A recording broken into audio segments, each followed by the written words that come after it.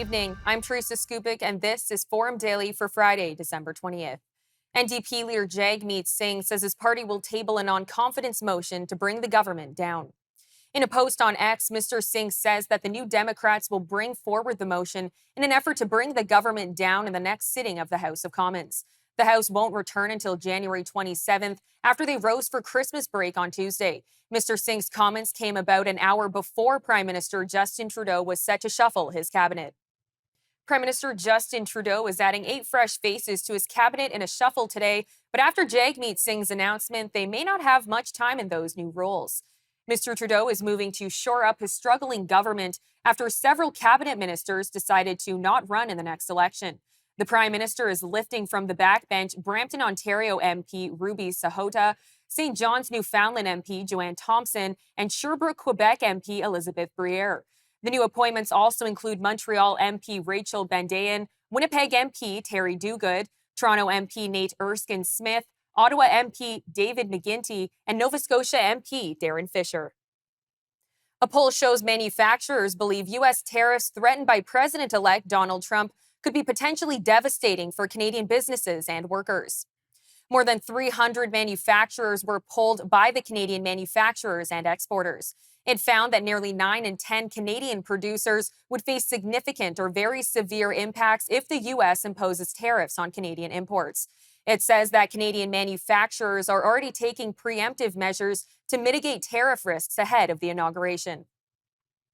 Finance Minister Dominic LeBlanc is calling incoming U.S. President Donald Trump's online references to Canada being the 51st U.S. state a joke. I was at the dinner at Mar-a-Lago 3 weeks ago. The president made those comments joking. And there was a cheerful banter. It was a private dinner. There was a cheerful banter between the Prime Minister. I even chirped in with something. This was a joke. He's gone on to say some of this stuff in social media. Again, our government's job is not to respond to everything that President Trump's going to post. He's quite active on social media. We again would be spending a lot of time focusing on his social media comments. What we're doing is focusing with him, but more importantly with people like Howard Lutnick, who will become the incoming Commerce Secretary responsible for the U.S. Trade Representative function. Mr. LeBlanc also added that he expects to meet with Tom Holman, Mr. Trump's pick for border czar, to discuss the issues at the border, including immigration and fentanyl. The federal government's tax holiday appears to be having a positive effect, boosting spending at retailers and restaurants. Restaurants Canada's Kelly Higginson says business owners are seeing an uptick in reservations as they attribute to the 2-month break on GST and HST. The tax break goes until February 14th and covers children's toys, snacks, wine, and restaurant food. A Jewish girls' elementary school in North York was targeted with gunfire for the 3rd time this year. The incident occurred early this morning with no injuries reported. The Toronto Police Service has launched an investigation involving both their Integrated Gun and Gang Task Force and Hate Crime Unit. Evidence of gunfire was found at the scene, but details on motives or suspects remain undisclosed. Sweden has announced that it will cease funding to the United Nations Relief and Works Agency for Palestinian refugees following investigations that revealed UNRWA staff involvement in attacks on Israel on October 7th. Instead, Sweden plans to double its humanitarian aid to Gaza, reallocating 70 million euros through other trusted NGOs. This decision reflects ongoing concerns about UNRWA's affiliations with Hamas and the misuse of its facilities for non-humanitarian purposes. A Russian ballistic missile attack on Ukraine's capital has killed at least 1 person and injured 12 others.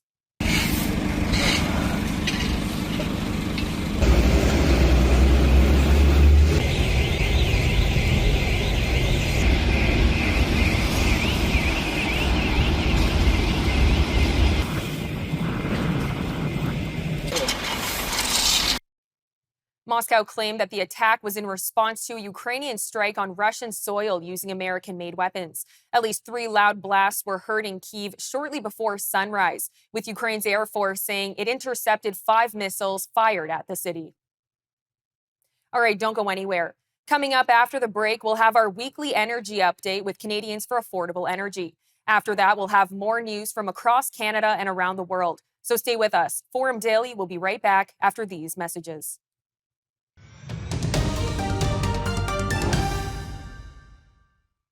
Welcome back. Now it's time for our weekly energy update with Dan McTeague, president of Canadians for Affordable Energy. All yours, Dan.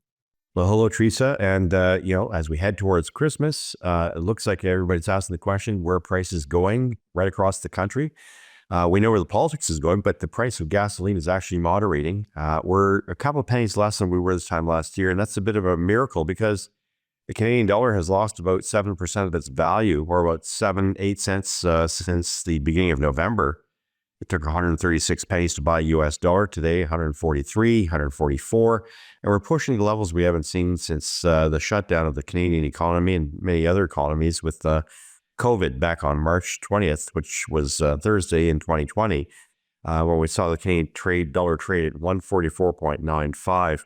The fact that they're that close means that there's some signals of concern about the Canadian economy. It isn't just the low price of natural gas and propane and, of course, energy. It is also, of course, the country becomes less attractive. But I digress. I think for this week and possibly into next week, this is the time of season where oil companies tend to write off some of their losses. And there have been some this year, obviously, with lower than expected prices. So that's going to keep a damper on prices moving up. But come 2025, it's the new year, which we can talk about next week. The prices are likely to go up pretty dramatically, not so much in the winter, but as we head towards April 1st, not just because, of course, the carbon tax will increase 4.5 cents a liter, thanks to the federal Liberal NDP government, but also we're looking at some recovery when maybe markets finally paying attention to supply and demand fundamentals, which would put oil about $10 a barrel more than what it is today. For the short term, however, given the colder weather we're seeing now, we'd have to go back to almost 2021, maybe 2022, when we saw temps this cold. And for this time of year, 2019, that was a very cold year, and that could put upward pressure, not just on diesel, but on natural gases. I mentioned propane and heating oil, furnace oil. So all those things are to be watched right now. Oil is, going to remain relatively stable for the next couple of weeks, but not diesel, as we see oil inventories and diesel inventories in the United States dwindle.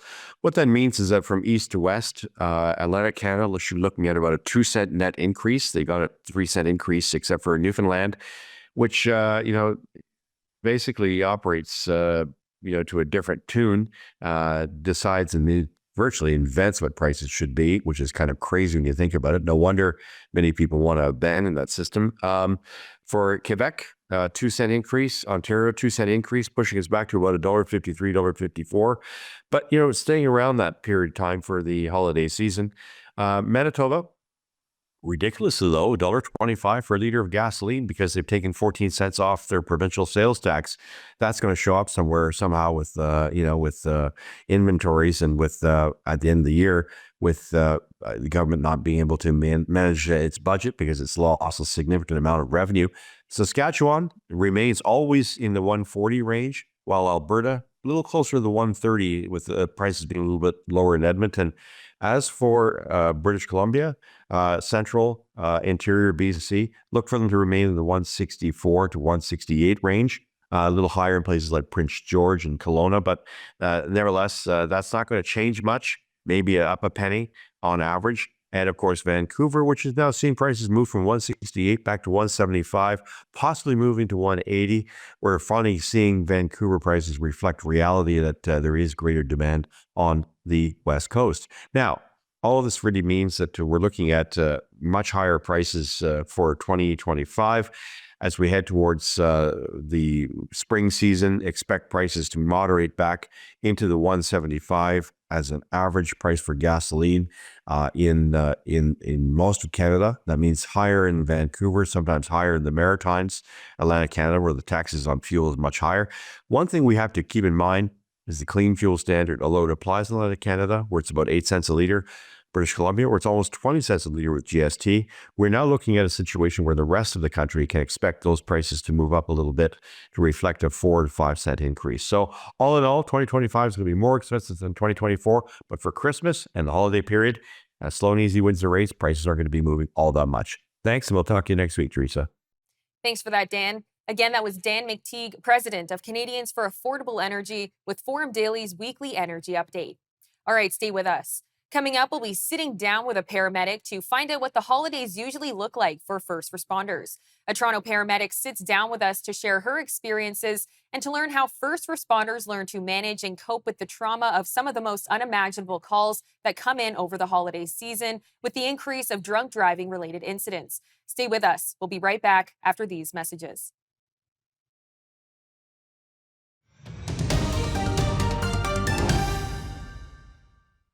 It's no secret that the job of a paramedic can be a stressful one.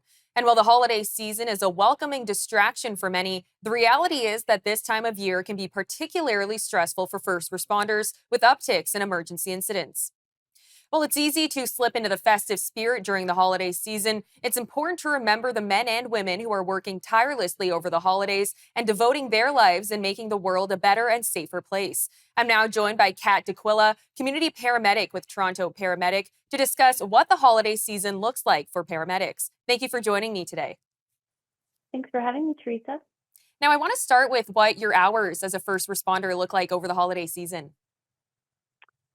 The typical hours for emergency service workers don't change much. We can often get overtime at our end of shift, but 911 is always available 24/7, 365 days a year. To provide such coverage, shift workers such as paramedics, firefighters, police, nurses, doctors, and many other public servants sacrifice time with their families over the holidays to serve the communities. And is there an increase in the volume of calls over the holidays? I wouldn't say there are any significant changes in the volume of calls over the holidays specifically, but during the holidays, there may be reductions in access to non-urgent medical resources, which can result in increased volumes at hospitals, causing extended wait times. There are also some alternative resources available that the public can always access, such as 211, a helpline that connects people to social services, programs, and community supports that they may need, or Health 811, which was previously known as telehealth, to connect to a registered nurse day or night, free, secure, confidential health advice. There also is a home visit doctor option called MedVisit for the homebound clients of or residents of our city actually to access. Now, I can only imagine some of the calls that you've had to deal with are pretty unimaginable. How much does dealing with something like a drinking and driving accident, for example, affect your day to day or just the day to day of first responders? That's a great question. Thank you. In emergency response profession, we often see people on their worst days. Any call or accident has the potential to impact everyone involved, the patients, bystanders that witness the event, and the first responders who provide the vital care and help manage the scene, ensuring everyone's safety. At Toronto Paramedic Services, we have a strong psychological health and wellness team to support our staff that we all have access to at all times. If a member of the public is impacted by an event, they can utilize 211 to be connected to Toronto Community Crisis Service, also called TCCS, who provide free, confidential, in-person mental health support citywide with their mobile crisis worker teams. They can also provide referrals and connections to other services and post-crisis follow-up support for people. And how important is it for people to be reporting drunk drivers on the road? I believe we all somewhat have a responsibility as humans to look out for one another. So if you see someone that's driving erratically on the road where you suspect that they may be driving under the influence, you should call 911 to report it. Keep in mind that the individual might also be suffering from a medical emergency. Now, you did briefly touch on this, but many people think that a car accident, for example, only affects people primarily involved, but no one really talks about the crews that are rushing to the scene and trying to save lives or clean up the mess. Now, what are coping mechanisms provided for you and other first responders when dealing with this kind of stuff? That's a great question. Well, our service recognizes the importance of providing mental health support as needed. And as a result, our psychological health and wellness program includes 2 mental health clinicians and a well-established peer support team. All of our new recruits also receive psychological first aid training and additional mental health awareness training using a nationally recognized curriculum, the Road to Mental Readiness. There's also education initiatives to remind people about the importance of reaching out to talk to someone and care for their own well-being, as well as supporting our colleagues who may be struggling. It's important that we take care of ourselves and others in this line of work. Now, as we're experiencing the holiday season, I know police officers are setting up ride programs. Has this helped with your call volumes at preventing drinking and driving accidents? I know you mentioned that call volumes aren't increasing, but are you seeing less accidents because of these ride programs? Unfortunately, I cannot speak to the change in the calls prevented due to the ride program specifically, but holidays are a busier time when we do see an increase in work parties and private parties and social events. Enforcement is only one aspect of preventing drinking and driving. Making the right decision to drive sober is another. We want people to enjoy themselves, but act responsibly. There are many options for a safe ride home in the city. Driving while impaired is not one of them. Kat, thank you so much for the time today. And to your team and to all first responders, thank you so much. Have a happy holiday season. Thank you as well, Teresa. Thanks for having me. All right, stay with us. Up next, a new wrongful death lawsuit creeps up surrounding the legal framework of medical assistance in dying. We'll have this story and more news right after the break.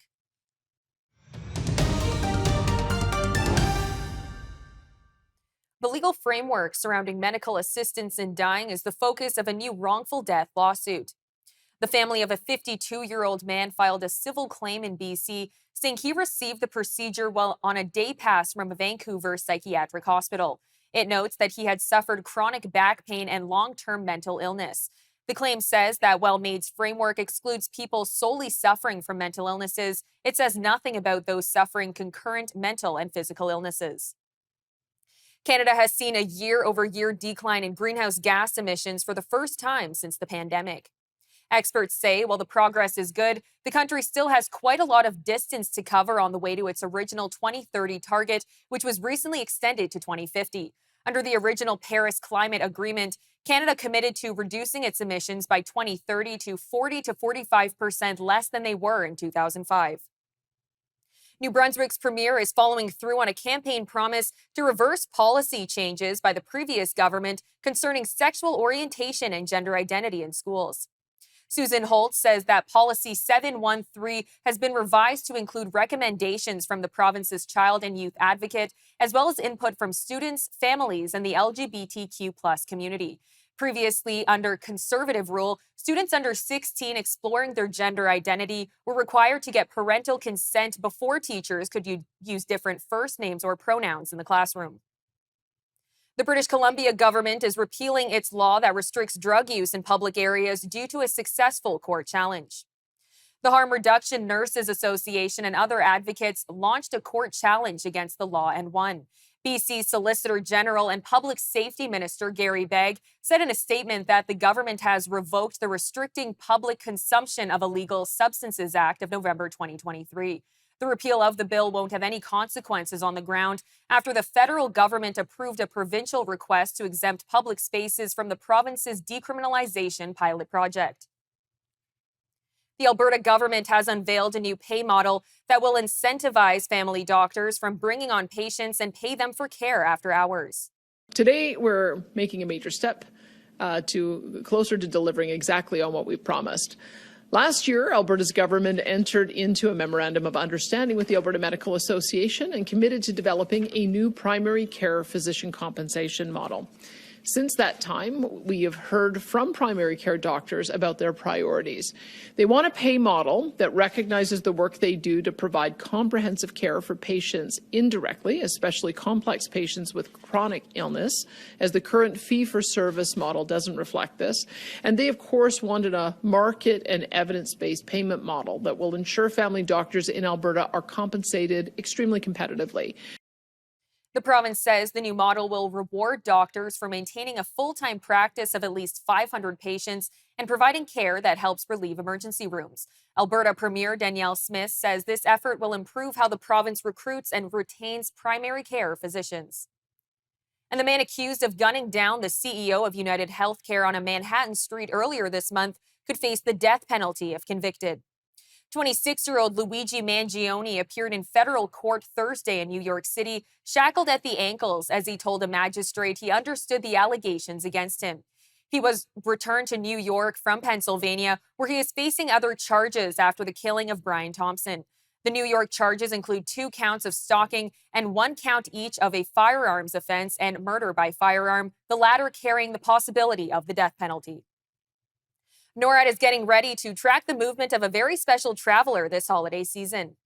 U.S. Department of Defense Major General Pat Ryder gave a seasonal update during his briefing today, noting NORAD will start tracking Santa's journey as he makes his way around the globe. It's Christmas time, and that means that the North American Aerospace Defense Command, or NORAD, which is tasked with monitoring and defending the airspace of the U.S. and Canada, takes on a special additional mission this time each year. On December 24, NORAD will track the journey of a very special aviator, Santa, as he makes his way around the globe. And if you see red and green lights in the sky, that's probably him. Please note that this is an authorized object in the sky and not an unmanned aerial vehicle, so please check twice. We'd kindly ask that those observing Santa's sleigh refrain from reporting him to the FAA or FBI. Starting at 0600 Eastern Standard Time, kids, families, and Santa fans worldwide can track his journey.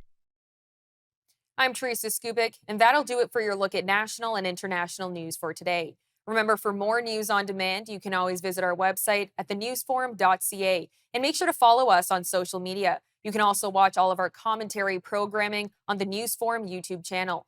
Thanks for joining us on Forum Daily News. Good night, Canada.